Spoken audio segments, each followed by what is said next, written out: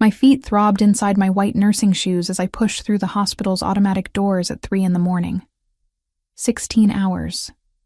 16 brutal hours of back-to-back shifts in the ICU, watching monitors beep their electronic symphony while families held vigil over loved ones clinging to life. The October wind cut through my scrubs like a blade, carrying the scent of approaching winter and the promise of another exhausting day ahead. Chicago never slept. But at this hour, even the city seemed to pause and catch its breath. Streetlights cast amber pools across empty sidewalks, and the distant hum of late-night traffic created a soundtrack I'd grown to associate with bone-deep exhaustion. I fumbled with my keys, hands trembling from fatigue as I approached my Honda Civic. The reliable little car had been my lifeline for 3 years, getting me from my apartment in Pilsen to Mercy General Hospital without complaint. Until tonight. The engine sputtered to life with its usual reluctance, but something felt different. Wrong. The temperature gauge needle was already climbing toward the red zone before I'd even pulled out of the parking garage. Steam began wisping from under the hood as I merged onto the nearly empty streets, heading toward home where my 4-year-old daughter Sophia waited with Mrs. Hernandez, our elderly neighbor who watched her during my night shifts. "Come on, baby," I whispered to the dashboard, patting it like I could somehow coax another few miles from the overheating engine. Just get me home to Sophia. But the car had other plans. 3 blocks into Cicero, a working-class suburb that bordered my usual route home, the temperature gauge maxed out, and steam began pouring from the hood in earnest. The engine made a grinding sound that spoke of expensive repairs I couldn't afford, then died completely as I coasted to the curb. I sat in the sudden silence, hands gripping the steering wheel as reality crashed down on me. No car meant no way to get to work. No work meant no paycheck. No paycheck meant no rent, no food, no daycare for Sophia. The cycle of poverty that I'd been fighting since her father disappeared 2 years ago threatened to drag me under once again. My phone screen showed a dead battery symbol when I tried to power it on. Of course, I'd forgotten to charge it during my shift, too focused on keeping a 60-year-old construction worker alive after his 3rd heart attack to think about my own needs. The street stretched before me, lined with modest houses that had seen better decades. Most were dark at this hour, their occupants sleeping the sleep of people with stable jobs and reliable cars. But one house, about halfway down the block, glowed with warm light from multiple windows. A black SUV sat in the driveway, its sleek surface reflecting the streetlights like obsidian. Where there was light, there might be help. And where there was an expensive car, there might be someone with enough resources to let me use their phone or call a cab. I grabbed my purse and stepped out into the cold night air, my sneakers silent against the concrete as I walked toward what I hoped would be salvation. The voices reached me before I made it to the front door. Deep, masculine tones that carried an edge I couldn't quite identify. Business being conducted at 3 a.m. My nursing instincts, honed by years of reading subtle signs of distress, whispered warnings I chose to ignore. Desperation has a way of drowning out common sense. I raised my hand to knock, then hesitated. The voices inside had grown quieter, more intense. One man was speaking rapidly in what sounded like Italian, his tone urgent. Another voice responded in English, calm but commanding, with an authority that made my spine straighten involuntarily. But Sophia's face appeared in my mind. My little girl who'd fallen asleep asking when Mama would come home, who trusted me to always find a way to take care of us both. I knocked 3 times, firm and clear. The voices inside stopped immediately. Complete silence descended, so profound I could hear my own heartbeat thundering in my ears. Footsteps approached the door, measured and deliberate. A shadow moved across the peephole, pausing to study whatever they saw on the other side. The door opened slowly, revealing a man who made my breath catch in my throat. Tall and broad-shouldered, he filled the doorframe with a presence that seemed to alter the very air around him. Dark hair swept back from a face that belonged on ancient Roman coins, all sharp angles and commanding authority, but it was his eyes that stopped me cold. Blue-gray like a winter storm, they assessed me with an intensity that made me feel exposed, vulnerable, seen in ways I didn't understand. He wore an expensive suit despite the late hour, the fabric tailored to perfection across his powerful frame. A thin scar traced along his left temple, disappearing into his hairline like a question mark written in flesh. Most unsettling of all was his right hand, partially concealed behind the door in a way that suggested he held something I probably didn't want to see. "Who the hell are you and what do you want at 3 a.m.? His voice carried an accent I couldn't place, each word precisely articulated despite the obvious displeasure at being interrupted. "I'm sorry to bother you so late," I stammered, suddenly aware of how I must look. Exhausted, disheveled, still wearing scrubs that carried the antiseptic scent of the hospital. "My car broke down just up the street and my phone is dead. I saw your lights on and thought maybe I could use your phone to call for help." His eyes never left my face as I spoke, studying me with the focus of a predator evaluating potential prey. Behind him, I caught a glimpse of another man, shorter but equally well-dressed, who watched our interaction with obvious tension. "Your car," he repeated slowly, as if testing the words for truth. "Where exactly?" I pointed back toward my Honda, still visible under a streetlight with steam occasionally puffing from its hood. The Honda Civic. The engine overheated. "I'm a nurse at Mercy General. I was just trying to get home to my daughter." Something shifted in his expression at the mention of my daughter, though I couldn't interpret what it meant. He stepped back slightly, and I caught a clearer view of the interior.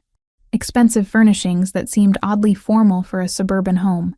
The shorter man near the hallway entrance, his hand resting inside his jacket, in a gesture that sent warning bells through my exhausted brain. "Vincent." The man at the door called without turning around. "We have a situation." That's when I heard it. From somewhere deeper in the house came a muffled sound that made my nursing training kick into overdrive. A groan of pain, followed by what sounded distinctly like sobbing. "Is someone hurt?" I asked automatically, taking a half step forward. "I'm a registered nurse. If someone needs medical attention..." "No." The word cut through the air like a blade. His hand moved, and I caught a glimpse of black metal before he adjusted his position to block my view. "No one here needs your help." But even as he spoke, I heard the sound again. Someone was definitely in distress, and every instinct I'd developed over 3 years of emergency medicine screamed at me to investigate. The man in front of me was clearly lying, and the expensive suit couldn't disguise the danger radiating from him like heat from a flame. I should have run, should have backed away and found another house, another solution, another way home to Sophia. Instead, I found myself staring into those storm-gray eyes and asking the question that would change everything. What's really going on here? His smile was sharp enough to cut glass. "That, little nurse, is exactly what we're about to find out." The silence that followed my question stretched like a taut wire between us. I watched his face carefully, noting the subtle tightening around his eyes, the way his jaw clenched almost imperceptibly. 3 years of reading micro-expressions in the ICU had taught me to recognize when people were deciding how much truth to reveal. "Vincent," he called again, never breaking eye contact with me. "Handle the Honda situation. Call Sal's shop, have them tow it and fix whatever's wrong." Discreetly, my heart hammered against my ribs as the reality of the situation began to crystallize. This wasn't a simple request for help anymore. These men were making decisions about my property, my life, without consulting me. The expensive suits, the late-night gathering, the obvious tension when I'd appeared at their door. All of it painted a picture I desperately didn't want to believe. "I appreciate the offer, but I can handle my own car," I said, trying to keep my voice steady. "If I could just use your phone to call a cab..." "No." The word cut through my sentence like a scalpel through skin. "You've seen too much already. Step inside." It wasn't a request. The man called Vincent appeared at his shoulder, confirming my worst fears. Up close, I could see the bulge of something metallic beneath his jacket, the way his eyes continuously scanned the street behind me as if expecting trouble.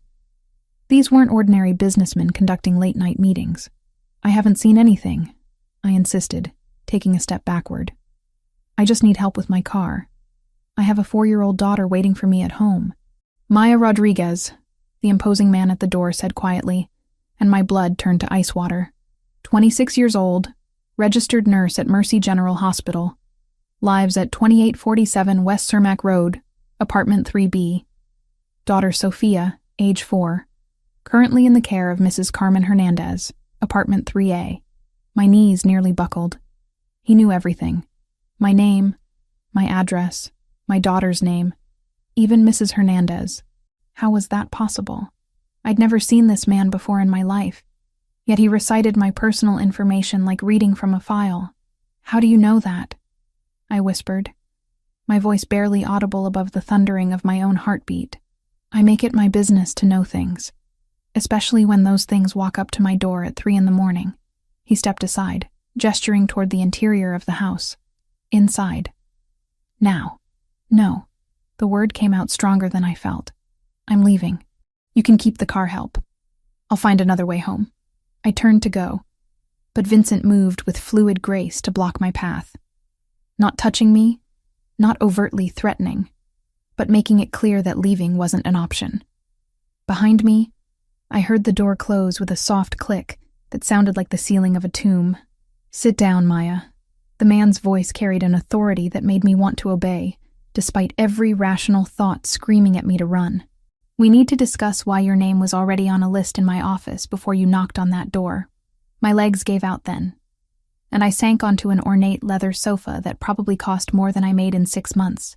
The room around me spoke of wealth I could barely comprehend. Original artwork lined the walls, crystal decanters caught the light from an elaborate chandelier, and every surface gleamed with the patina of expensive care. What list? I managed to ask, though part of me dreaded the answer. He settled into a chair across from me, his movements controlled and predatory. Even seated, he radiated power like heat from a furnace. Tell me about your father, Maya. Diego Rodriguez. The name hit me like a physical blow. My father had died in a car accident when I was 6 years old, or at least that's what my mother had always told me. I had few memories of him. Just fragments of a man with kind eyes, who used to sing Spanish lullabies and bring me flowers from construction sites where he worked. He died when I was little, I said carefully. I don't understand what this has to do with anything. Did he? The man's smile held no warmth. Vincent, bring me the Rodriguez file. Vincent disappeared into another room, returning moments later with a manila folder thick enough to contain a novel. My captor, because that's what he was now, regardless of the expensive furnishings, opened it with deliberate slowness. Diego Rodriguez, he read aloud, accountant for Salvatore Construction and Holdings, embezzled $2 million over a 6-month period in 1999, disappeared with the money, leaving behind a wife and 6-year-old daughter. The world tilted sideways. My father hadn't died in an accident. He'd been a thief who'd abandoned us. The careful story my mother had constructed about his tragic death crumbled like paper in rain. That's impossible, I breathed. Your mother said what she needed to say to protect you both. His fingers drummed against the arm of his chair, a rhythmic sound that seemed to count down to something terrible. Diego Rodriguez stole from the Salvatore family. That money was meant to fund legitimate construction projects that employed hundreds of people. When it disappeared, those people lost their jobs. Families went hungry because of your father's greed. The Salvatore family, I repeated, pieces of a horrifying puzzle clicking into place. You're Lorenzo Salvatore. He said it like a judge pronouncing sentence. And your father's debt didn't die with him. The muffled sounds I'd heard earlier suddenly made sense. Someone else was paying for debts they probably couldn't afford, just as I was about to. The expensive suits, the late-night meeting, the casual way Vincent had moved to block my escape. This was a collection operation, and I'd walked directly into it. I don't have any money, I said desperately. I work double shifts just to pay rent. My student loans alone are $80,000. Whatever my father took, I can't pay it back. $2 million, Lorenzo said softly, plus 25 years of interest, brings the total to approximately $5.2 million. You're right, Maya. You can't pay it back. Relief and terror warred in my chest. If I couldn't pay, maybe he'd let me go. Maybe this nightmare would end, and I could return to my simple life of saving lives and raising my daughter. However, he continued, and that single word shattered my brief hope. There are other ways to settle debts. Vincent has been conducting research on all of Diego Rodriguez's remaining family members for the past 6 months. You were already scheduled for a visit next week. Scheduled for what kind of visit? But I already knew I didn't want to hear the answer. Lorenzo stood and moved to a window that overlooked the street where my broken Honda sat under a streetlight like an abandoned dream. The kind where we discuss how a young nurse might work off her father's obligations to my family. That's not legal. You can't hold someone responsible for another person's debts. His laugh was soft and infinitely more frightening than any shout would have been. Legal is a flexible concept in my world, Maya. What matters is honor, family, and the settling of accounts. Your father dishonored my family. Now you have the opportunity to restore that honor. And if I refuse? Lorenzo turned from the window, and the look in his storm-gray eyes made my mouth go dry. Then you'll discover that there are worse things than debt. And some of them involve 4-year-old girls whose mothers make poor choices. The threat to Sophia hit me like a fist to the chest. Whatever was happening here, whatever dark world I'd stumbled into, my daughter was now part of it. The man standing before me held power I couldn't comprehend, and resources I couldn't fight. He'd known my name before I'd knocked on his door, had files on my family, could reach into my life and pluck out everything that mattered to me. What do you want? I asked, hating how defeated I sounded. For now? Cooperation. Vincent will take care of your car and ensure Mrs. Hernandez knows you'll be delayed getting home. You'll stay here until I decide how best to handle this situation. Stay here? For how long? Lorenzo returned to his chair, picking up a crystal glass I hadn't noticed before. The liquid inside caught the light like liquid amber. That depends entirely on how quickly you accept that your old life ended the moment you knocked on my door, and how willing you are to embrace whatever comes next. As if to emphasize his point, another muffled cry came from deeper in the house, followed by the sound of Vincent's footsteps heading toward the basement. I was trapped in a world where debts were paid in ways I couldn't imagine, where my father's crimes had marked me as surely as if I'd committed them myself. You're insane if you think I'll just accept this, I said, though the words felt hollow even as I spoke them. Lorenzo's smile was sharp as broken glass. Give it time, Maya. You'll be surprised what you can accept when the alternative is losing everything you love. The penthouse elevator climbed 37 floors, each electronic chime marking another layer between me and the life I'd known just hours before. Lorenzo stood beside me in silence, his presence filling the confined space like smoke. I watched the numbers change on the digital display, counting down to whatever fate awaited me in the clouds above Chicago's loop. Vincent had assured me that Mrs. Hernandez received a call explaining I'd been delayed by car trouble and would return tomorrow evening. The lie tasted bitter in my mouth, but what choice did I have? Sophia was safe, and as long as she remained that way, I'd endure whatever came next. The elevator doors opened to reveal a hallway that belonged in an architectural magazine. Polished marble floors reflected ambient lighting that seemed to emanate from the walls themselves.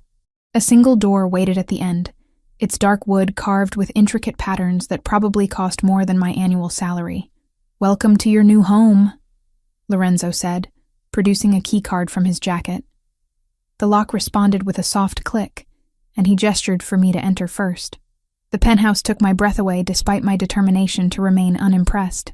Floor-to-ceiling windows wrapped around the main living area, offering a panoramic view of Chicago's skyline that made me feel suspended between earth and sky. The furnishings spoke of wealth so vast it seemed abstract. Leather sofas that looked hand-stitched in Italy, artwork that belonged in museums, a kitchen with granite countertops that gleamed like black water. "This is where you'll stay while we work out the details of your situation," Lorenzo said, removing his jacket with fluid movements that drew my attention to the powerful lines of his shoulders. Beneath the expensive suit, he moved like a predator, comfortable in his own skin. "You mean while you figure out how to use me to pay my father's debt?" I corrected, wrapping my arms around myself. The scrubs I wore felt shabby and out of place against such opulence. Among other things, he poured himself a drink from a crystal decanter, the amber liquid catching light like liquid gold. "Are you hungry? Tired?" The casual domesticity of the question caught me off guard. "I want to call my daughter." "Of course." He handed me a sleek black phone. "Vincent programmed your number. 1 call, 5 minutes. Don't say anything to alarm the child." My hands trembled as I dialed Mrs. Hernandez's number. The familiar sound of Sophia's sleepy voice nearly broke my composure. "Mama, when are you coming home?" "Soon, baby," I managed, forcing lightness into my tone. "The car had some trouble, but it's being fixed. Are you being good for Mrs. H?" "Uh-huh. She made me chocolate milk and said I could watch cartoons until you got back. Is the car very broken?" "Not too broken. I should be home tomorrow evening. I love you so much, Sophia." "I love you too, Mama. Don't be sad about the car. Daddy's car used to break all the time, too." The mention of her father, my ex-boyfriend who'd disappeared when Sophia was 2, sent a pang through my chest. Another man who'd left us to deal with consequences he'd created. 5 minutes, Lorenzo said quietly, tapping his watch. "I have to go now, sweetheart. Be good, and I'll see you soon." "Okay, Mama. Sweet dreams." The call ended, and I handed the phone back with shaking fingers. Lorenzo studied my face with those penetrating gray eyes, reading emotions I couldn't hide. "She sounds like a good kid. She's everything to me," I said fiercely. "If you hurt her—" "I don't hurt children, Maya." His voice carried something that might have been offense. "Whatever you think I am, I have lines I don't cross. Then let us go. We'll disappear. Move to another city. You'll never see us again." Lorenzo's laugh held no humor. "And spend the rest of my life wondering when you'll surface with information about what you've seen, when you'll decide to contact the FBI or the press." He shook his head. "That's not how this works." I sank onto one of the impossibly soft sofas, exhaustion hitting me like a physical weight. "So what happens now? You keep me here forever?" "Forever is a long time." Lorenzo settled into a chair across from me, his movements graceful despite his size. "For now, you adapt. You learn how things work in my world, and you discover that cooperation brings rewards, while resistance brings consequences. Is that what happened to the man in the basement? He didn't cooperate?" Something dark flickered across Lorenzo's features. "Tommy owes money he can't pay, and made promises he couldn't keep. His situation is different from yours." "How?" I demanded, anger cutting through my fear. "Because I'm a woman? Because you think you can intimidate me more easily? Because you're not a gambling addict who thinks he can outsmart the house?" Lorenzo leaned forward, and I caught a glimpse of something that made my breath hitch. A thin white scar that traced along his left temple, disappearing into his hairline like a lightning bolt frozen in flesh. My nursing instincts kicked in automatically. "That's a knife wound," I said without thinking. "Old, but deep. You were lucky it didn't hit the temporal artery." Lorenzo's hand moved unconsciously toward the scar, then stopped. "You're observant. It's my job to notice injuries." I studied the mark more carefully, noting the precise angle and depth. "Whoever did that was aiming for your eye, but you moved at the last second." "Very observant." His tone had changed, becoming almost contemplative. "How old were you when you decided to become a nurse?" The subject change caught me off balance. 16. My mother got sick, and I spent a lot of time in hospitals. I wanted to help people the way the nurses helped us. "And your mother?" "Died when I was 19. Cancer." The words still hurt, even 7 years later. I was in my 2nd year of nursing school, working 3 jobs to pay tuition. Lorenzo studied me with new interest. "You put yourself through school while caring for a dying parent?" "Someone had to." I shrugged, uncomfortable with his scrutiny. Sophia's father wasn't exactly supportive during my mother's illness. "What happened to him?" "Found out I was pregnant and decided he wasn't ready for responsibility." The familiar anger stirred in my chest. "Haven't seen him since Sophia was 2. He sends a birthday card sometimes when he remembers." "So you've been raising her alone for 2 years while working full-time as a nurse?" It wasn't a question, but I nodded anyway. Something in his tone made me defensive. "I'm a good mother. Sophia is happy and healthy and loved." "I'm sure she is." Lorenzo stood and moved to the windows, his silhouette outlined against the city lights. "Tell me about the scar." "What?" "You want to know how I got it." "I can see it in your eyes." Professional curiosity mixed with personal interest. He turned back to me, and the vulnerability in his expression caught me completely off guard. "I was 12. My father brought me to a business meeting. Said it was time I learned how the family operated. 3 men came to collect a debt he couldn't pay." My chest tightened. "They hurt a child? They wanted to send a message." His fingers traced the scar again, this time deliberately. "My father tried to shield me, but one of them was faster with the blade.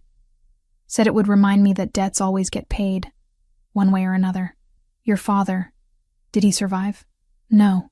The single word held 23 years of pain. They killed him while I watched, then left me bleeding on the warehouse floor. Vincent's father found me 6 hours later. Understanding dawned with horrible clarity.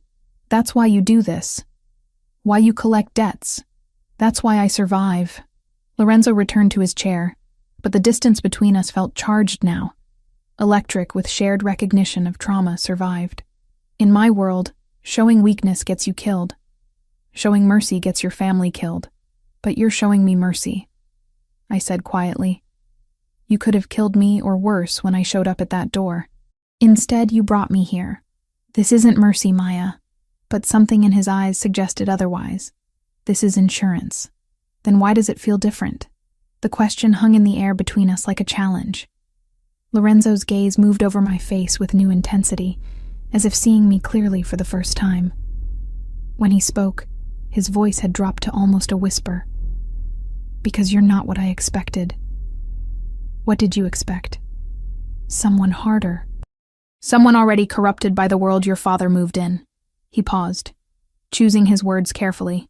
Instead, I found someone who puts herself through hell to save strangers and raises a child alone while working 16-hour shifts.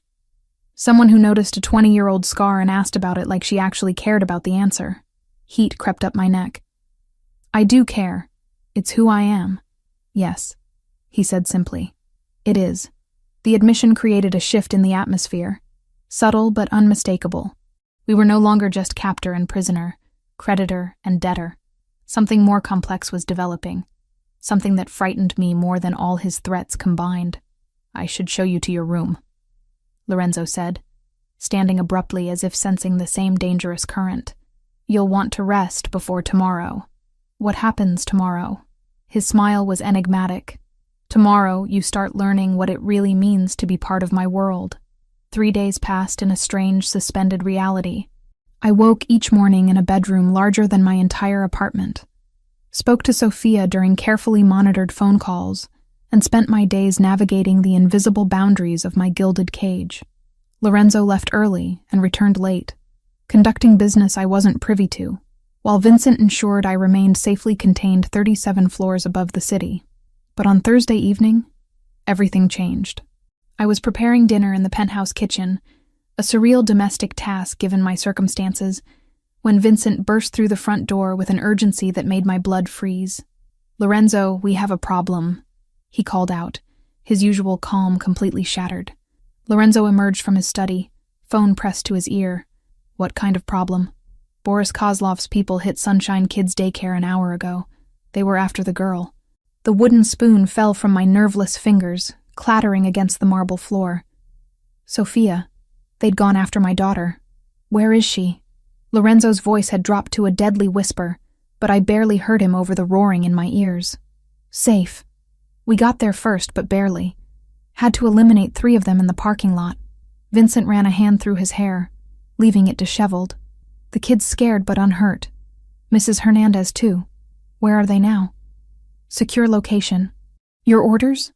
Lorenzo looked at me, taking in my frozen expression, the way my hands trembled against the kitchen counter. Bring them here. Both of them.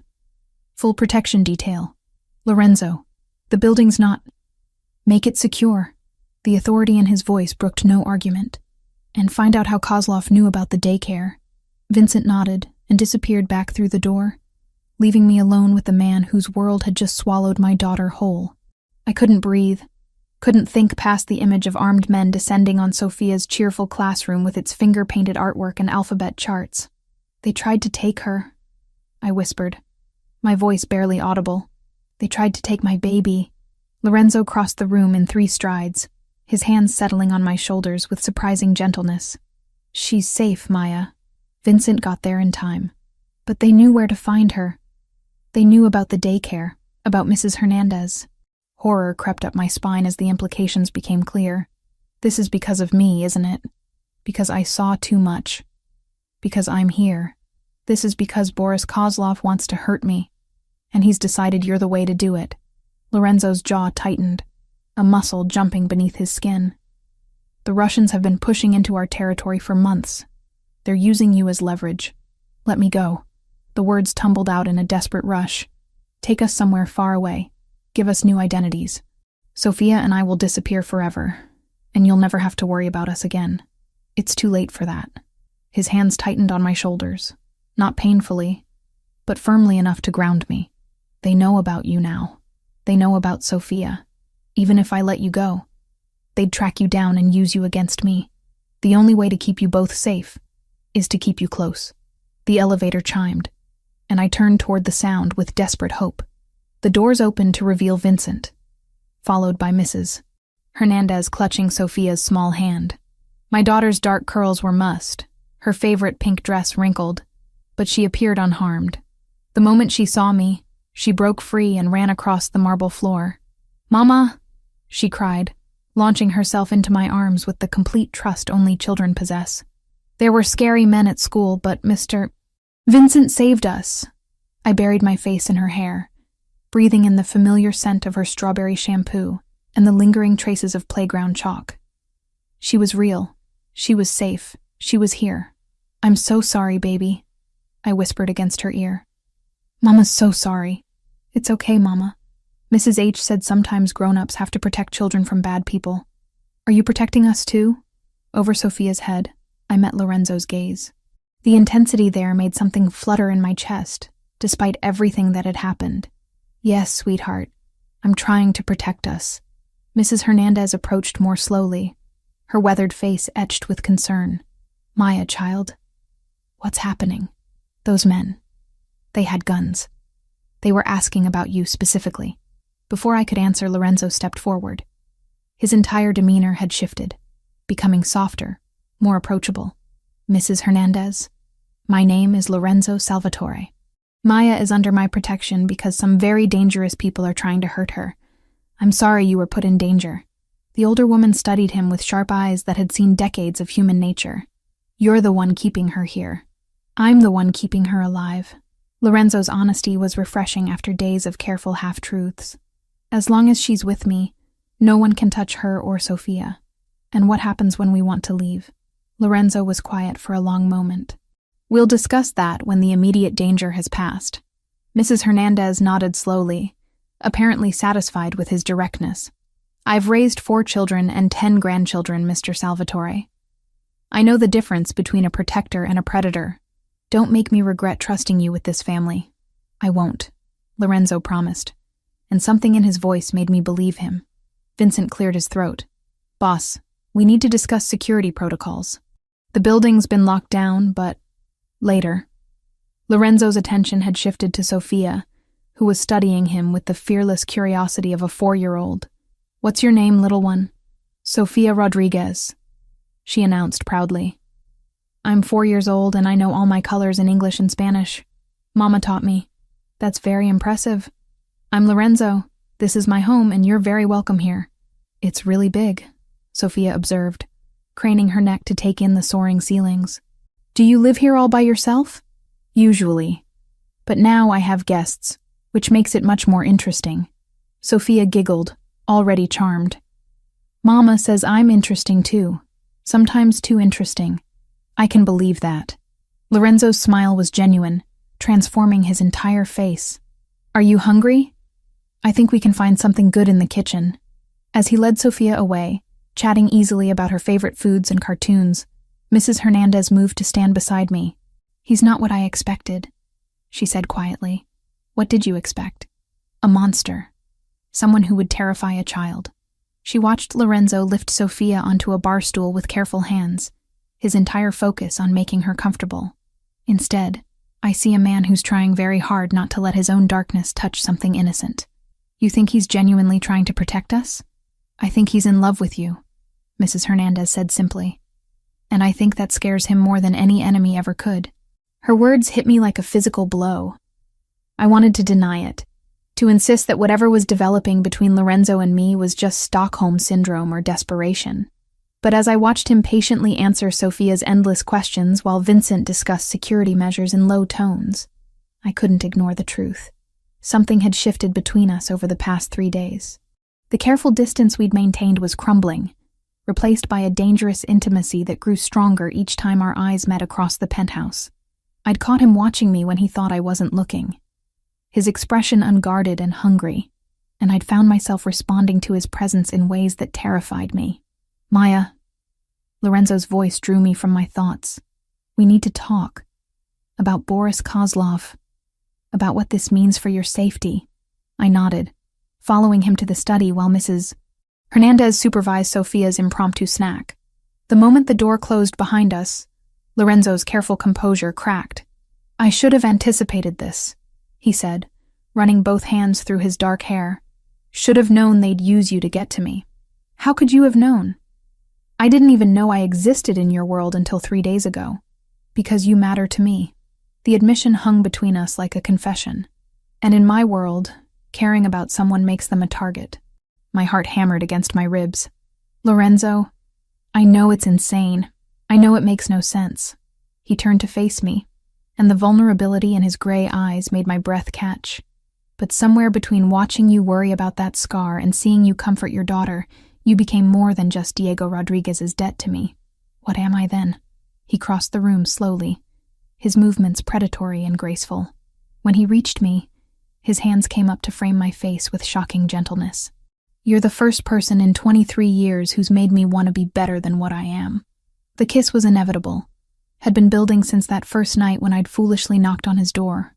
His lips were warm and firm, moving against mine with a hunger that stole my breath and ignited something desperate in my chest.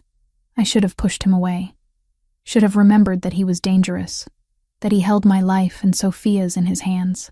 Instead, I kissed him back with equal desperation, my fingers tangling in his hair, as every rational thought dissolved into sensation and need. When we finally broke apart, we were both breathing hard. "This is crazy," I whispered against his lips. "Completely insane," he agreed, but his arms tightened around me. "And I don't care anymore. Neither did I." And that realization terrified me more than all of Boris Kozlov's threats combined. The photograph fell from my trembling fingers like a lead weight, hitting the marble floor with a sharp crack that echoed through Lorenzo's study. Staring up at me was my father's face. Younger than I remembered, but unmistakably Diego Rodriguez. He stood beside 2 other men in what appeared to be a construction office, all 3 smiling at the camera like old friends celebrating a successful project. But it was the date stamp in the corner that made my world tilt sideways. March 15th, 2019. 6 months ago. My father, who I'd been told died in a car accident when I was 6 years old, had been alive just months ago. "Where did you get this?" My voice came out as barely more than a whisper. Lorenzo stood behind his desk, his face carved from stone. Between us lay scattered evidence of a truth that demolished everything I thought I knew about my life. Bank records, surveillance photos, witness statements. A paper trail that painted my father not as the victim of a tragic accident, but as a man who'd lived freely for 20 years while his family believed him dead. "My investigators found him 3 months ago," Lorenzo said quietly, "living under the name David Reyes in Phoenix, Arizona, married to another woman, 2 teenage sons." The betrayal hit me like a physical blow. Not only had my father abandoned us and stolen from Lorenzo's family, but he'd been living an entirely new life while my mother struggled through cancer treatments alone, while I dropped out of nursing school to care for her, while I raised Sophia as a single mother, working double shifts just to survive. He let us think he was dead. The words scraped my throat raw. My mother died believing she was a widow. I grew up without a father because he chose to disappear rather than face the consequences of what he'd done. "Maya, no." I backed away from the desk, from the photographs, from the man whose gray eyes held too much pity. "You knew. All this time. You knew he was alive and you didn't tell me. I was protecting you. By lying to me?" My voice rose, years of buried grief and anger finally finding a target. "Just like my mother lied to me? Just like everyone in my life has lied to me?" Lorenzo moved around the desk slowly, his hands raised in a gesture of peace that only inflamed my rage. "Your mother was protecting a 6-year-old child from an ugly truth. I was protecting a woman He stopped himself, but the unfinished sentence hung between us like a loaded weapon. "A woman you what, Lorenzo?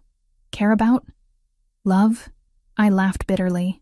You don't love someone and lie to them about their entire life. You don't love someone and use their father's crimes as leverage to control them. That's not what this is anymore, and you know it. Do I? I grabbed one of the surveillance photos from the desk. My father at a barbecue, arm around a woman who wasn't my mother, laughing with children who weren't me. Because from where I'm standing, this looks exactly like manipulation. You've known he was alive for months, but you waited until after we kissed to tell me. Until after I started developing feelings for you. Lorenzo's jaw tightened. The timing wasn't calculated? Strategic? I threw the photo at his chest, watching it flutter to the floor between us. Of course it was. Everything about you is calculated. This whole situation, bringing me here, making me dependent on you, it's all been one elaborate game. That's not true. Isn't it? I spun away from him, needing distance before I did something stupid like cry or throw something more substantial than a photograph. Tell me honestly, Lorenzo. If my father is alive and has been for 20 years, why am I still here? Why aren't you going after him instead of holding his daughter hostage? The silence that followed was deafening. When I finally turned back to face him, Lorenzo's expression had shuttered completely, becoming the cold mask he'd worn that first night. Because Diego Rodriguez is already dead, he said finally. I killed him 5 months ago. The world stopped spinning. My ears rang with white noise, and for a moment I thought I might faint. What? I found him in Phoenix, confronted him about the stolen money, about abandoning his family. Lorenzo's voice was completely devoid of emotion.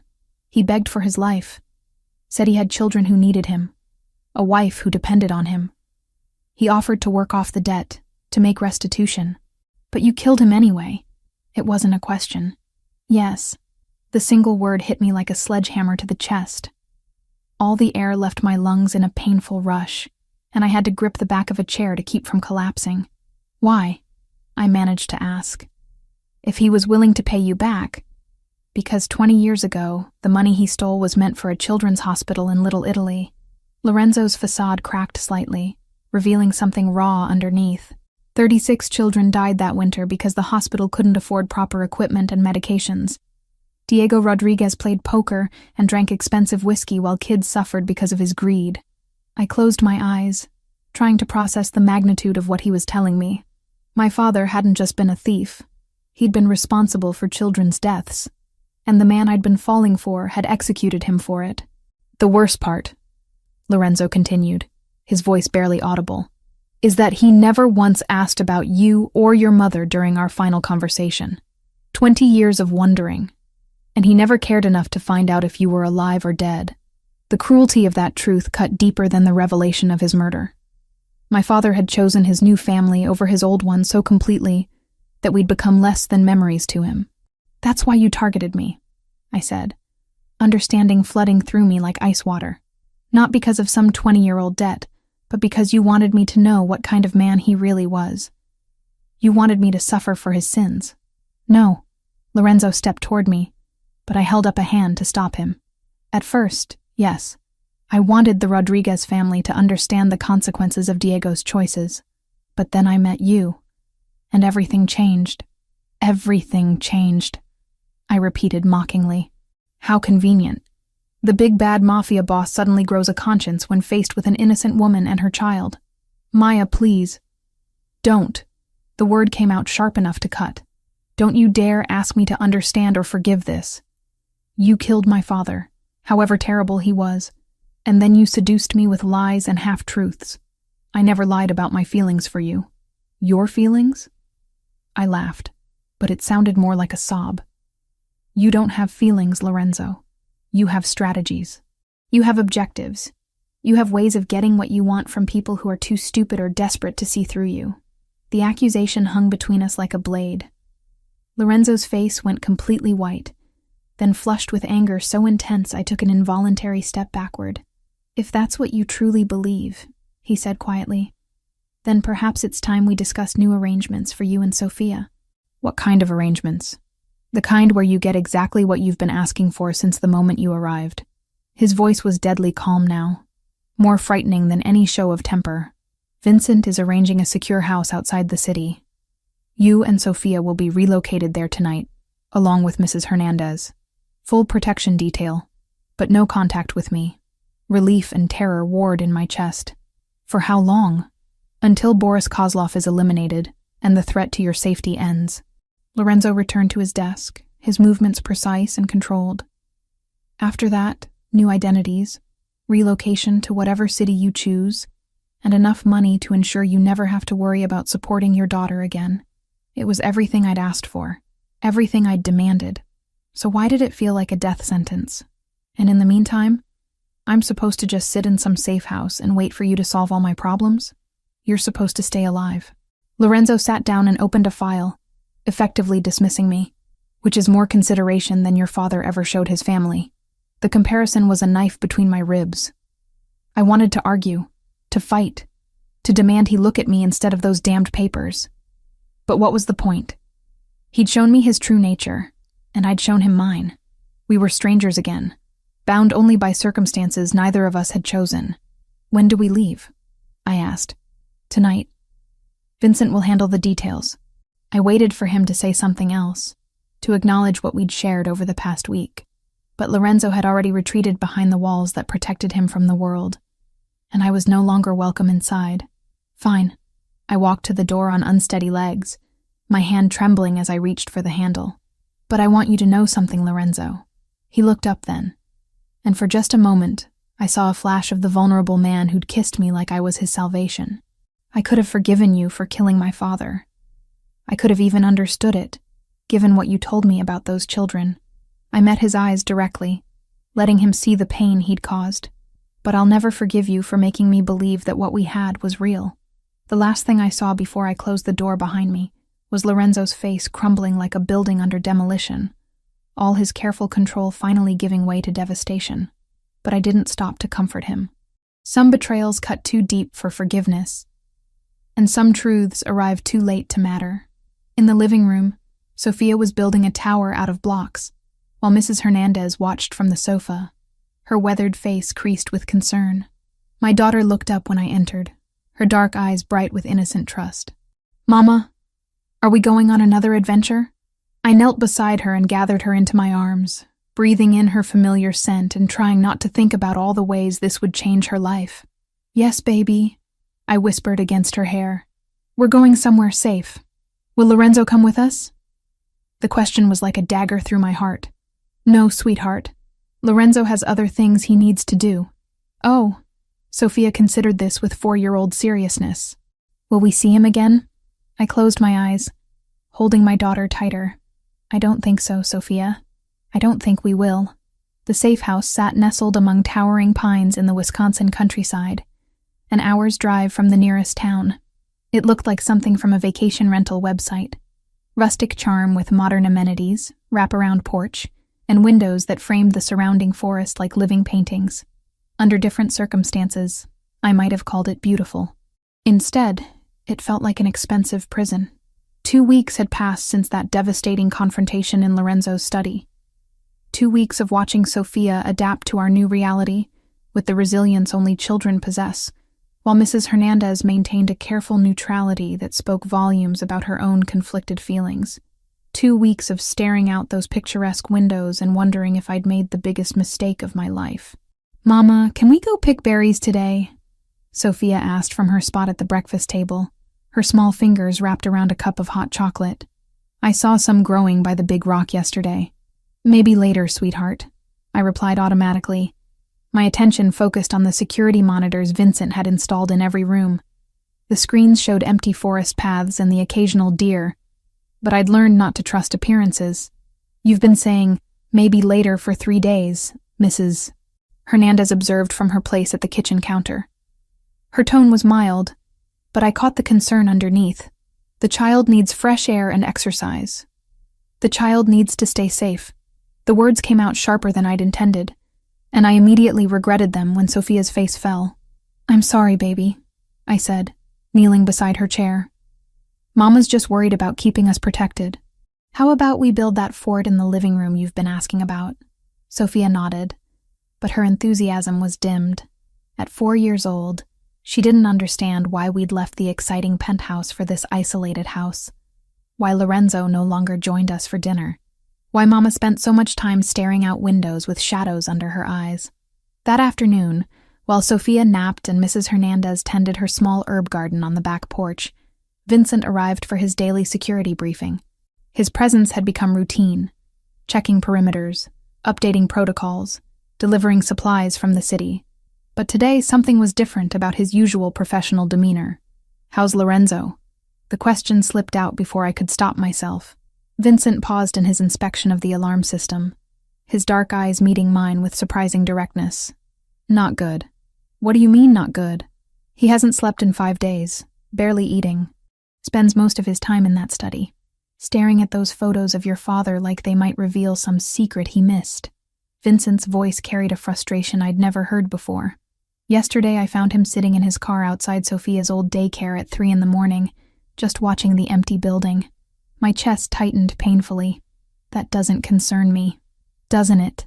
Vincent stepped closer, and I saw something like anger flash across his features. "Because the Maya Rodriguez I met 2 weeks ago wouldn't have been able to sit in this house for 14 days, knowing the man she loves is falling apart without her. I don't love him." The lie tasted bitter on my tongue. "Right. That's why you ask about him every day. That's why you haven't touched the new identity papers I brought last week, or made any plans to leave once this is over." I turned away from his penetrating stare. But Vincent wasn't finished. "Do you know what he did 3 nights ago? I told you, I don't—" Boris Kozlov reached out through intermediaries, offered to end the territorial war in exchange for one thing. My blood turned cold. "What thing?" "You." The simple word hit me like a physical blow. I sank onto the sofa, suddenly unable to support my own weight. "Kozlov wants you delivered to him within 72 hours, or he'll escalate his attacks on Salvatore operations.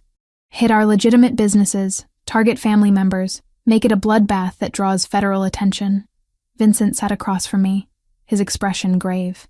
You know what Lorenzo's response was? I shook my head, not trusting my voice. "War. Total, uncompromising war. He'd rather watch his empire burn than hand you over to a man who would torture you to death just to prove a point." Tears stung my eyes. He should have taken the deal. Should he? Vincent leaned forward. "Tell me honestly, Maya, knowing what you know about Boris Kozlov, about what happens to women who fall into his hands, should Lorenzo have traded your life for peace?" The question hung between us like a challenge. I thought about the surveillance photos Vincent had shown me weeks ago, the grainy images of Kozlov's previous victims. Women who'd been found in pieces, their bodies bearing evidence of prolonged torture that had been intended as messages to their loved ones. "That's not the point," I said weakly. "Isn't it? Because from where I'm sitting, it looks like Lorenzo is choosing to protect the woman he loves over the empire he spent 20 years building.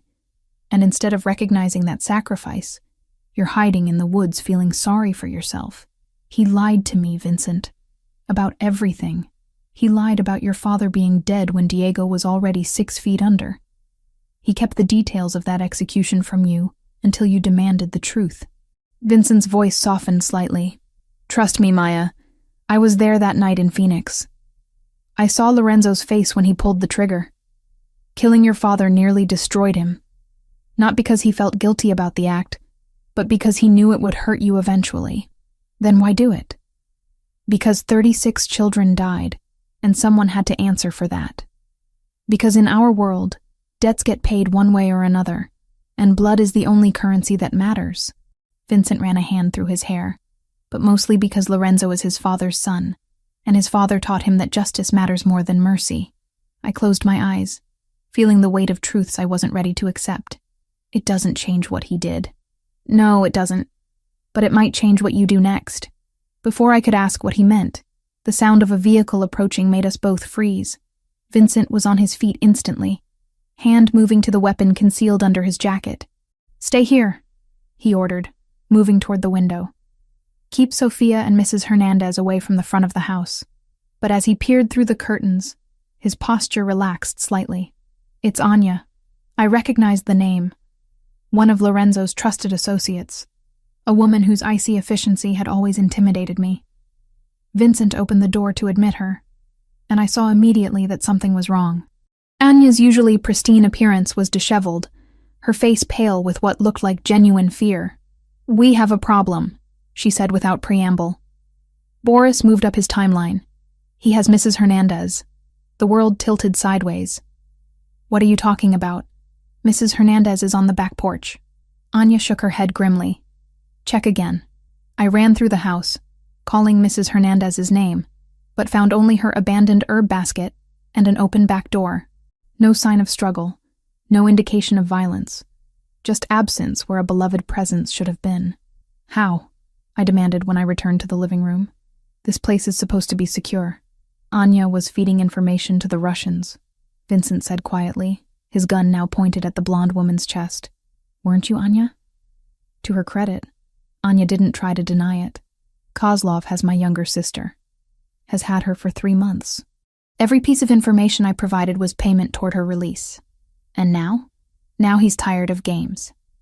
He wants Maya, and he's offering a trade. Mrs. Hernandez for Maya Rodriguez. The exchange happens tonight at the warehouse district. Pier 7. "Absolutely not," Vincent said immediately. "Lorenzo would never authorize." "Lorenzo doesn't know yet," Anya interrupted. "Kozlov's message was delivered directly to Maya. The choice is hers to make." They both looked at me expectantly, waiting for a decision that would define everything that came next. In the background, I could hear Sophia stirring from her nap, calling for Mrs. Hernandez in a sleepy voice that broke my heart. "If I don't go, he'll kill her," I said. "If you do go, he'll kill you both," Vincent countered. "This isn't a trade, Maya. It's an execution with extra steps." "Then what would you have me do? Let an innocent woman die because I'm too scared to face the consequences of my choices? I'd have you trust that Lorenzo will find another way. He always does." I walked to the window and stared out at the forest that had become my cage. Somewhere in the city, Mrs. Hernandez was being held by a monster who would torture her just to draw me out. Somewhere else, Lorenzo was probably planning a war that would leave bodies in the streets and innocents in the crossfire.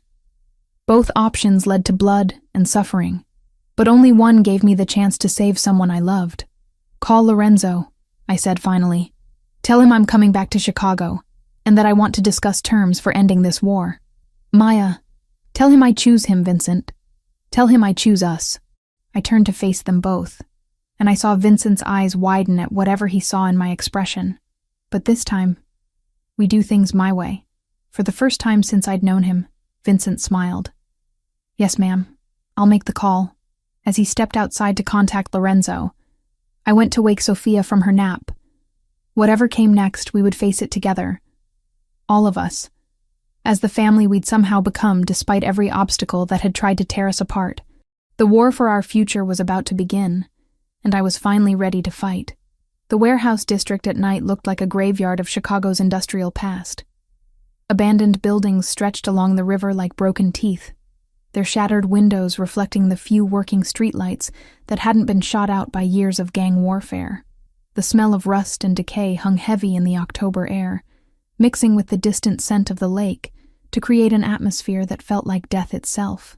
I crouched behind a stack of shipping containers with Lorenzo at my side, both of us dressed in black tactical gear that made us nearly invisible in the shadows. My hands were steady as I checked the medical supplies in my pack one final time. Field dressings, morphine, clotting agents, everything I might need if this went as badly as we all expected it would. "You don't have to do this," Lorenzo whispered, his voice barely audible even at close range. "Vincent can handle the medical support." "Vincent isn't a trained nurse," I replied quietly, adjusting the earpiece that connected me to the rest of his team. "And Mrs. Hernandez trusts me. If she's hurt, she'll need someone familiar to keep her calm." Through the green tint of my night vision goggles, I could see Lorenzo's jaw tighten. The past 6 hours had been a whirlwind of preparation and strategy. But underneath all the tactical planning, tension crackled between us like a live wire. Our confrontation 2 weeks ago remained unresolved, buried beneath the immediate crisis, but not forgotten. "Positions," Vincent's voice crackled through our comms. "Boss, you've got movement on the north side. 4 vehicles, headlights off." "Copy that." Lorenzo touched his throat mic. "Maya, remember the plan. You stay behind cover until we confirm Mrs. Hernandez's location. No heroics.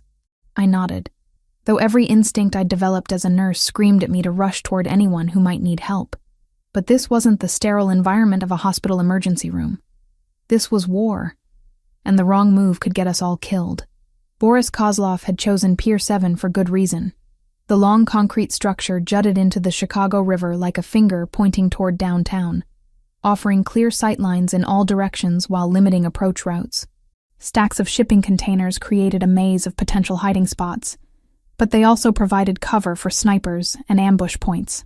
Target acquired, came another voice through the comm system, one of Lorenzo's men positioned on a nearby rooftop. I've got eyes on an elderly woman, mid-60s, gray hair. She's tied to a chair about 50 meters from the end of the pier. My heart clenched. Mrs. Hernandez, the woman who'd been like a grandmother to Sophia, who'd never asked for anything more than the chance to help a struggling young mother. Now she was bait in a trap, designed to destroy the people she'd come to care about. How many hostiles? Lorenzo asked. Minimum 8 that I can see. Probably more in the containers. And boss, the sniper's voice carried a note of concern. Kozlov's got something with him. Looks like a child. The blood drained from my face as the implications hit me. Sophia? Negative. Vincent's voice cut through my panic. Sophia's secure at the backup location with our people, but there's definitely a kid down there. Anya's sister, I realized. He brought both hostages. Lorenzo's curse was creative and vicious. This changes everything. Vincent, redeploy teams 2 and 3 to cover potential civilian casualties. Rules of engagement are now extreme prejudice. If anyone so much as breathes wrong near those hostages, put them down. Copy that, boss. I checked my watch. 11:47 p.m., 13 minutes until the scheduled exchange time. In the distance, I could see figures moving around the pier, setting up their own positions. Boris Kozlov wasn't taking any chances either. Maya. Lorenzo's hand found mine in the darkness, his fingers threading through my own with desperate intensity. If this goes sideways, it won't. If it does, he continued, ignoring my interruption, I need you to know that everything I told you in that study was true. About your father. About why I had to kill him. About how I feel about you. I've never lied about my feelings. I squeezed his hand, feeling the calluses on his palm that spoke of a life lived with weapons and violence. I know, and I need you to know that I forgive you. For all of it. His sharp intake of breath was audible even over the comm static. Maya? Movement on the pier, Vincent interrupted. 3 figures approaching the hostages. One matches Kozlov's description. Lorenzo released my hand and raised his rifle, the weapon an extension of his body after decades of practice. All teams, final weapons check. We go on my mark. Through my scope, I could see Boris Kozlov clearly now. He was smaller than I'd expected. Compact and wiry, with the kind of predatory grace that spoke of extreme danger in a deceptively modest package. His silver hair was slicked back from a face that might have been handsome, if not for the complete absence of humanity in his pale eyes. Mrs. Hernandez sat slumped in the chair beside him, her head hanging forward in a way that made my medical training scream warnings. Either unconscious or worse. 20 feet away, a small figure that had to be Anya's sister huddled against a shipping container, clearly terrified but apparently unharmed. Vincent, can you get a clean shot on Kozlov without endangering the hostages? Negative. Too much risk of over-penetration or deflection. We need them separated. Then we do this the hard way. Lorenzo's voice carried the cold certainty of a man who'd made similar calculations countless times before. Maya, I'm going out there to negotiate. When I give the signal, you move fast to the hostages and get them clear. That's suicide. He'll kill you the moment you show yourself. Maybe. But it's the only play that gives those women a chance. Lorenzo turned to look at me. And even through the night vision equipment, I could see the determination in his eyes. This is what I do, Maya. This is who I am.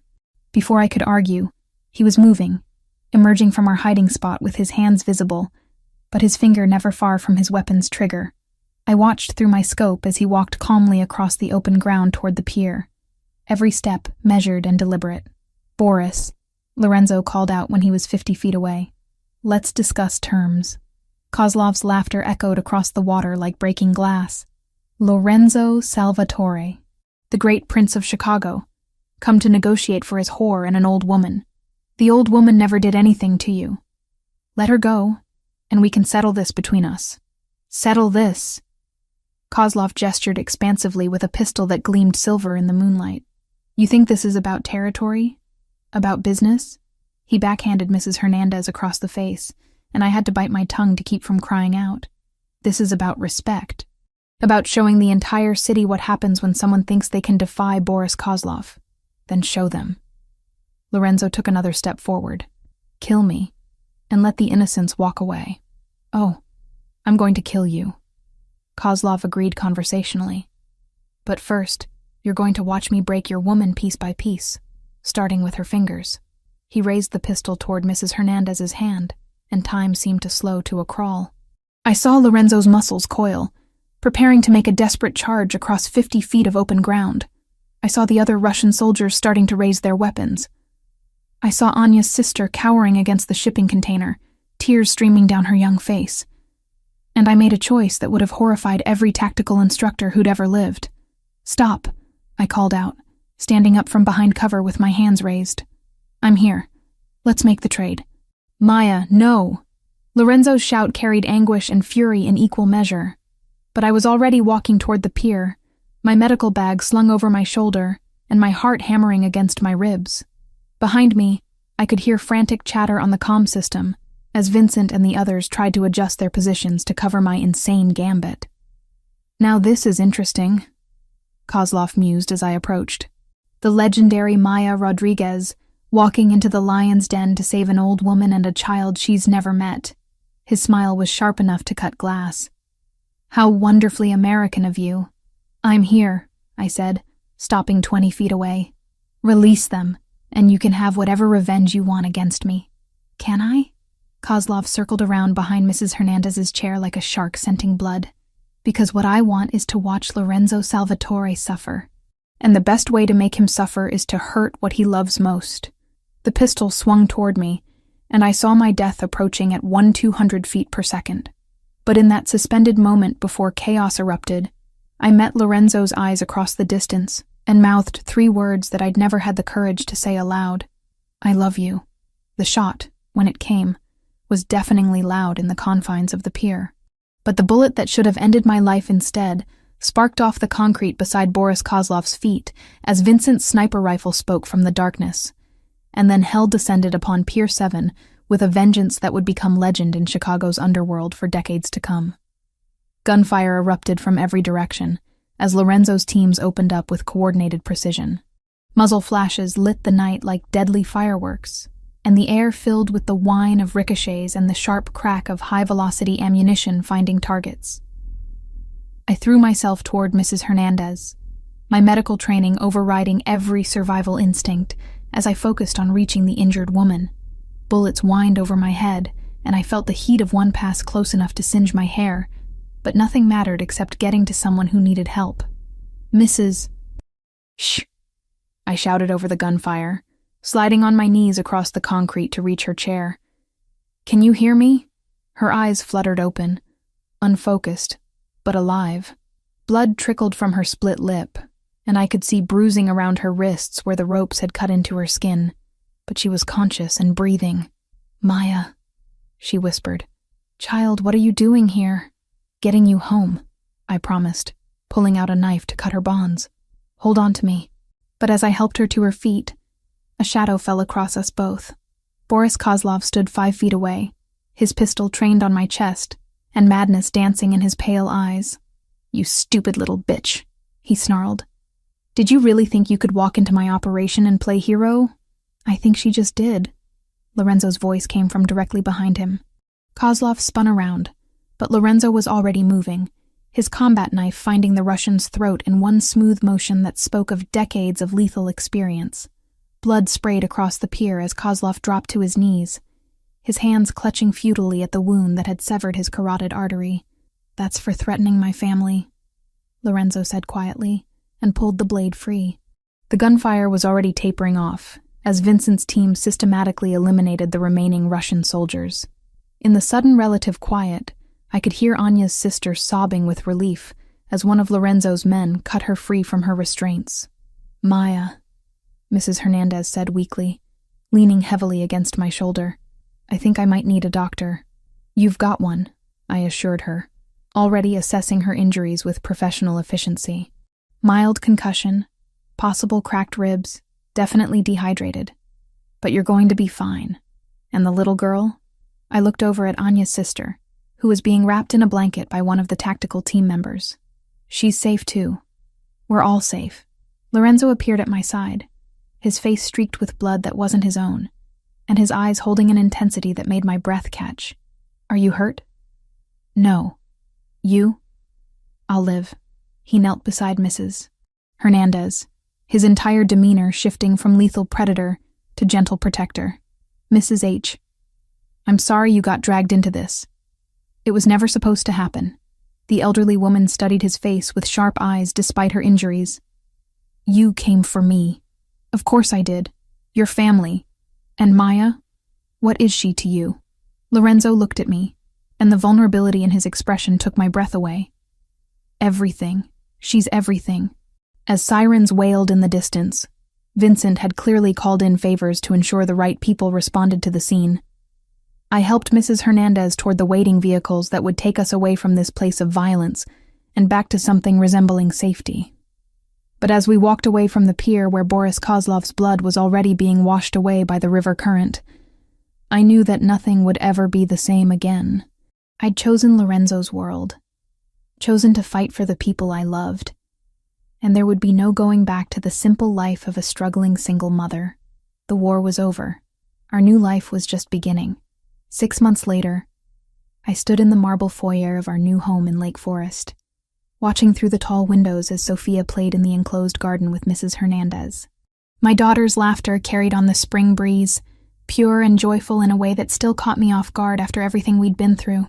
She was building fairy houses from twigs and flowers, completely absorbed in her imaginary world, where the greatest danger was a bumblebee landing too close to her picnic blanket. The transition hadn't been seamless. Those first weeks after the pier shootout had been a careful dance of healing, physical wounds for Mrs. Hernandez, emotional ones for all of us. Sophia had asked dozens of questions about why we'd moved again, why Lorenzo was suddenly around all the time, why Mama seemed different somehow. I'd answered them as honestly as a 4-year-old could understand, watching her process the information with that remarkable adaptability children possess. "She's gotten taller," Lorenzo observed, joining me at the window.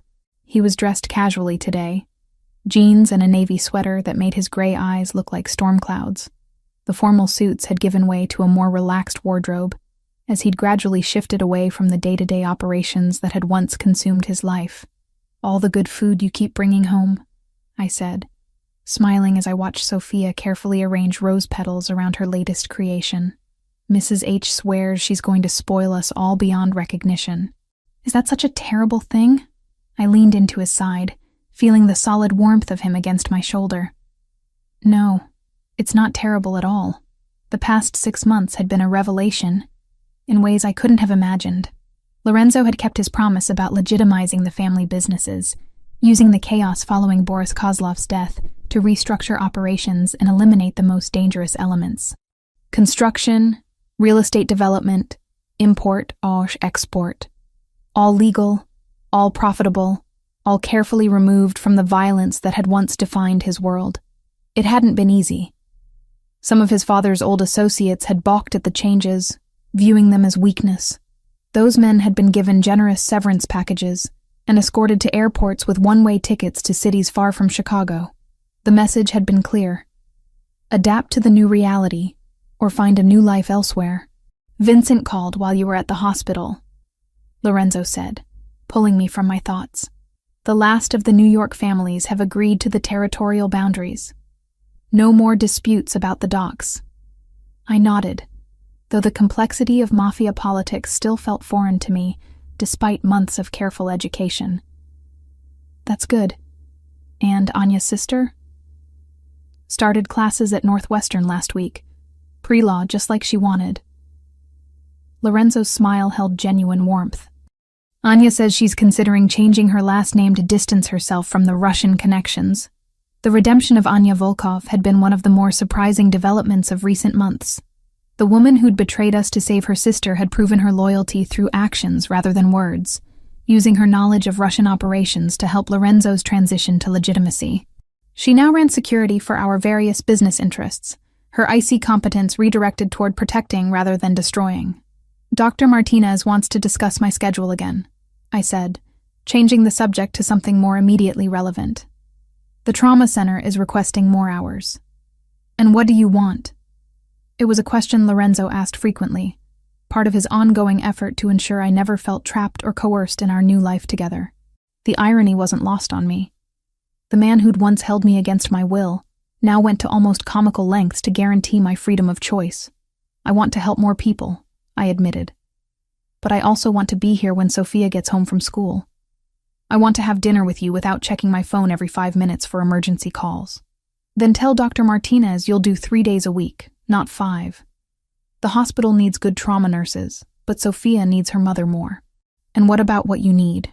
Lorenzo turned to face me fully, his hands coming up to frame my face with the gentle reverence that still surprised me after all these months. I need you happy. I need Sophia healthy and safe. I need Mrs. Hernandez to keep making those incredible Sunday dinners that are going to require me to buy bigger suits. His thumb traced along my cheekbone. Everything else is negotiable. The engagement ring on my left hand caught the afternoon sunlight, sending tiny rainbows across the marble floor. Lorenzo had proposed 3 months ago, not with grand gestures or public declarations, but quietly, privately, in the kitchen, while I was making pancakes for Sophia's birthday breakfast. He'd simply knelt beside my chair and asked if I would do him the honor of becoming his wife, his voice rough with emotion I'd never heard from him before. I'd said yes before he'd finished the question. Speaking of negotiations, I said, sliding my arms around his neck. Sophia's been asking about whether she can have a baby brother or sister. Lorenzo's eyes widened. Has she now? Very specifically. She wants to know if you and I are going to have a baby together, or if we need to adopt one like her friend Emma's parents did. I grinned at his expression. I told her these things take time and planning. Wise answer. His hand settled at my waist, pulling me closer. And what did you tell her about timing? That we'd discuss it after the wedding. I paused, studying his face. Unless you're having second thoughts about marrying a woman with so much baggage.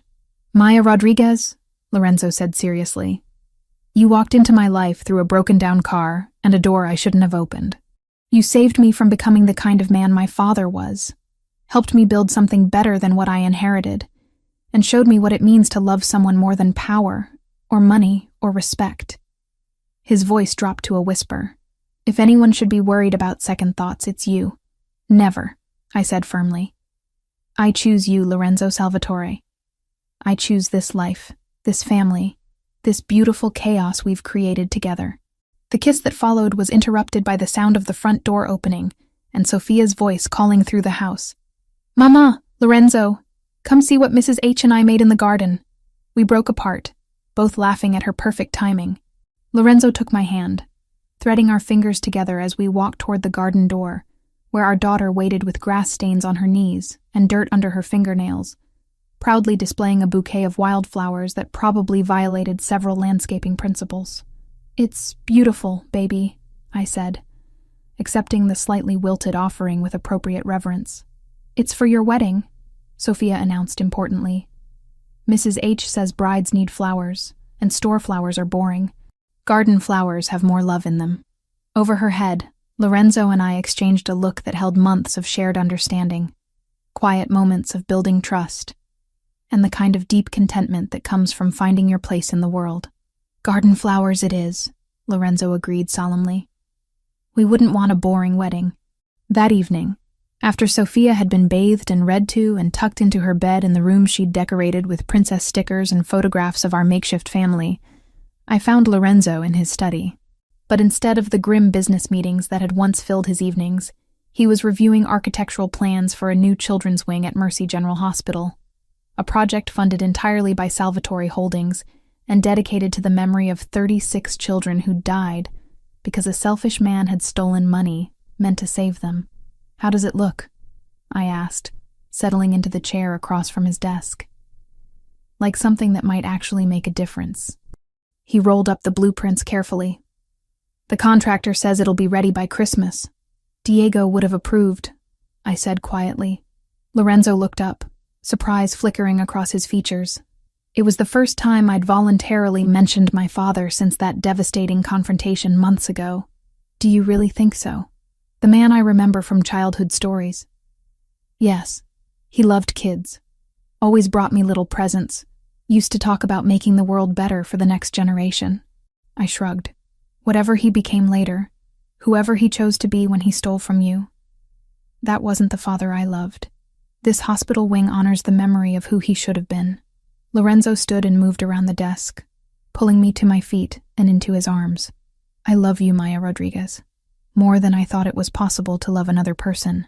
Soon to be Maya Salvatore," I corrected, pressing a kiss to the scar on his temple that had become as familiar to me as my own reflection. "Soon," he agreed, "though I have to warn you, being married to me comes with certain occupational hazards." "Such as?" "Vincent wants to throw us an engagement party that would make the mayor jealous. Mrs. Hernandez has been secretly planning a wedding menu for 3 months. And Sophia has informed me that she expects to be the most important person in the wedding party, which means we'll probably need to design the entire ceremony around her preferences." I laughed, imaging our 4-year-old directing a formal wedding with the same intensity she brought to building fairy houses. "I think we can handle those particular hazards. And the rest of it? The fact that some people will always see you as the wife of a former crime boss? The reality that our children will grow up with bodyguards and security protocols? Lorenzo." I cupped his face in my hands, making sure he met my eyes. "I walked into your world voluntarily. I fought beside you when it mattered. I chose this life knowing exactly what it would mean." I smiled. "Besides, our children will also grow up with parents who love them, who'll protect them, and who'll teach them that family is worth fighting for. I think that matters more than anything else." Later that night, as I lay beside Lorenzo in our bed listening to the quiet sounds of our home settling around us, I thought about the path that had brought us here. A broken-down car, a desperate knock on the wrong door, a man dangerous enough to kill my father, but gentle enough to read bedtime stories to my daughter. None of it should have worked. By every rational measure, Lorenzo and I were impossible. A trauma nurse and a mafia boss, a struggling single mother and a man who'd built an empire on violence and fear. But somehow, in the space between those contradictions, we'd found something real and lasting and worth every sacrifice we'd made to protect it. Tomorrow, Sophia would wake up in a house where she felt safe and loved. Mrs. Hernandez would make breakfast while humming old Spanish lullabies. Lorenzo would handle whatever challenges his businesses presented, but he'd be home for dinner because family came first now. And I would work my shift at the hospital, saving lives and making a difference in the world, knowing that at the end of the day, I had a home worth coming back to. Sometimes the wrong door leads to exactly the right place. Sometimes the most dangerous choice turns out to be the safest one you'll ever make. Sometimes broken cars and midnight encounters change everything in the most beautiful ways possible. I was no longer the desperate woman who'd knocked on Lorenzo's door that night. I was stronger, more dangerous in my own way, and absolutely certain of where I belonged. I belonged here, with him, building something better than either of us could have imagined alone.